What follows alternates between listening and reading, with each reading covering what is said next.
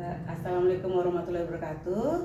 Perkenalkan, saya Desa Sudewi Anjani, saya TGP Angkatan 10, berasal dari SMA Negeri 7 Tambun Selatan. Kali ini saya akan melaksanakan tugas pada modul 3.2, yaitu tentang pengambilan keputusan terhadap kepala sekolah. Dan bersama saya, kepala sekolah saya yaitu YB Hari Susanto.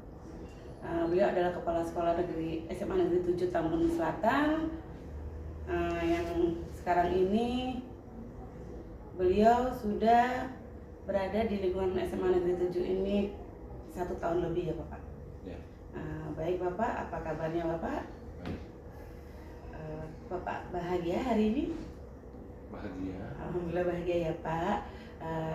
Kali ini saya mohon bantuan Bapak berkenaan dengan tugas saya sebagai guru penggerak angkatan 10, yaitu tentang pengambilan keputusan terhadap yang dilakukan oleh kepala sekolah.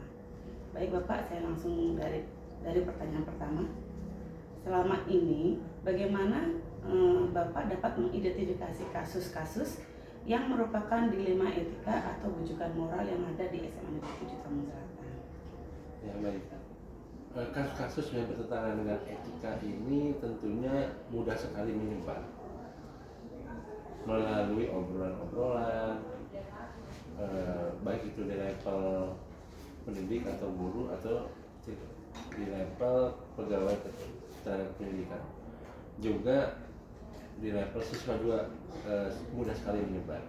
Untuk itu tentunya saya menerima informasi dari berbagai pihak.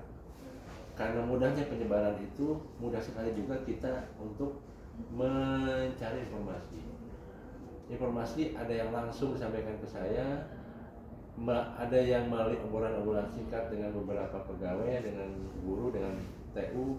Selain itu juga saya berkomunikasi dengan para siswa secara langsung, khususnya dengan para siswa-siswa OSIS yang sama ini. Juga selain itu di kelas itu saya menyimpan barcode terkait dengan apapun keluhan, keinginan, harapan, laporan siswa terhadap kinerja atau apapun sarana prasarana yang ada di SMA 7 ini dapat disampaikan langsung oleh siswa melalui scan barcode yang ada di tiap kelas, dan itu langsung laporannya ke saya. Baik Pak, berarti untuk mengidentifikasi kasus tersebut Bapak berkolaborasi dengan seluruh warga yang ada di sekolah ya Bapak. Ya. Sangat luar biasa nih Pak. Kemudian dari pertanyaan selanjutnya, bagaimana Bapak menjalankan pengambilan keputusan di sekolah Bapak, terutama untuk kasus-kasus di mana ada dua kepentingan yang sama-sama benar atau sama-sama mengandung nilai kebajikan? Ya, saya arahkan untuk mereka saling berkomunikasi langsung.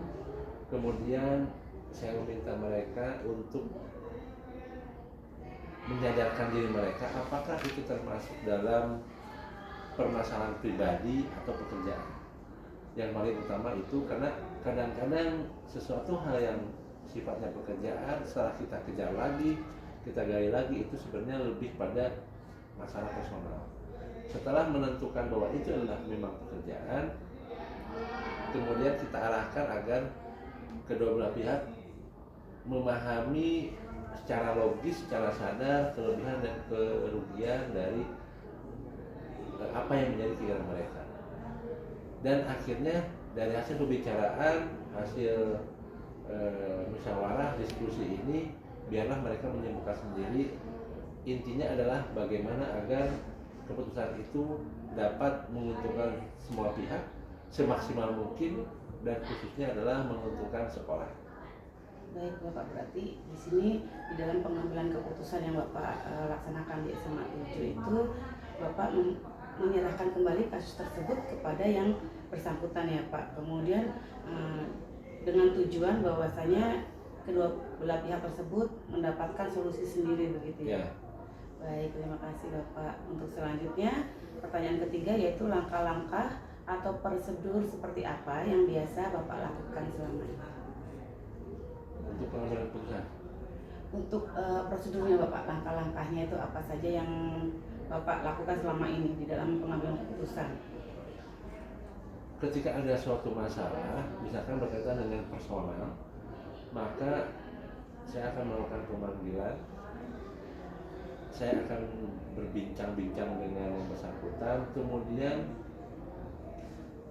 saya coba menyadarkan kepada pihak tersebut atau orang tersebut terkait dengan apa menjadi permasalahannya, di mana itu diharapkan bisa diputuskan oleh yang bersangkutan. Jadi guru atau karyawan itu memang saya arahkan menyadari terkait dengan kesalahan yang sudah dilakukan, dihubungkan dengan peraturan-peraturan yang ada, kemudian kita tanya, kita arahkan agar yang bersangkutan bisa menyelesaikan, mencari solusi terkait dengan permasalahan yang harus dihadapi. Setelah itu baru kita evaluasi apakah solusi yang ditawarkan untuk penyelesaian itu memang efektif atau tidak. Baik Bapak, jadi di sini langkah-langkahnya yang pertama Bapak mengidentifikasi, kemudian Bapak lakukan penyelesaiannya ya Bapak secara bersama-sama, musyawarah, dan lalu Bapak melakukan evaluasinya ya Bapak. Baik Bapak, terima kasih. Dan untuk hal-hal yang terjadi, hal-hal apa saja yang selama ini Bapak anggap efektif di dalam pengambilan keputusan pada kasus dilema ITK Bapak? Ya, efektif memang personal yang punya masalah ini bisa mencari solusi secara pribadi, secara mandiri. Jadi ketika ada masalah, kita sampaikan kepada mereka agar mereka menyadari akan kesalahannya, kemudian biarkan mereka untuk mencari solusi tersendiri. Kenapa? Karena setiap orang punya masalah masing-masing, dan setiap orang juga punya solusi masing-masing yang tidak bisa kita samakan dengan pihak yang lain. Bapak, jadi intinya yang Bapak sampaikan itu adalah pengambilan hal-hal keputusan dalam pengambilan keputusan itu secara melakukan pendekatan secara personal ya Bapak. Oke Bapak, selanjutnya pertanyaan yang kelima, apa saja yang selama ini merupakan tantangan di dalam pengambilan keputusan yang ada pada kasus dilema, khususnya dengan kasus yang sama-sama benar gitu Bapak? Iya. Dilematisnya adalah ketika berhubungan dengan kepentingan kekeluargaan, kemanusiaan yang kaitannya dengan pelanggaran peraturan. Itu sebuah dilematis yang harus kita tempuh. Ada tantangan tersendiri dalamnya, sehingga kita harus benar-benar mencari solusi yang terbaik. Bagaimana permasalahan yang berkaitan kekeluargaan ini dapat terselesaikan tanpa melanggar peraturan. Jadi kemanusiaan atau keluargaan vs peraturan, kalau saya simpulkan seperti itu. Jadi berkaitan dengan peraturan ya Bapak? Ya. Peraturan vs dengan rasa keadilan atau rasa kemanusiaan ya Pak? Ya. Boleh disebutkan contohnya mungkin Pak yang selama ini Bapak alami di sekolah SMA Negeri 7 Taman Selatan? Ya. Misalkan terkait dengan ketidakhadiran akibat dari keluarga yang sakit, dia tidak masuk karena keluarganya sakit. Secara peraturan itu memang boleh, tetapi secara teknis itu sulit dilakukan karena harus mengajukan cuti dan sebagainya. Ditambah lagi jatah cuti untuk seperti itu ternyata sudah habis. Nah, ini menjadi dilematis, bagaimana caranya agar secara kekeluargaan kita, kalau ada orang tua yang sakit atau meninggal, tentunya kita fasilitasi. Tapi kalau peraturan itu terbatas waktu, jatah waktunya. Itu merupakan tantangan buat Bapak ya Pak? Ya, Tapi dalam kasus ini semuanya sudah terselesaikan ya Pak? saya selesaikan.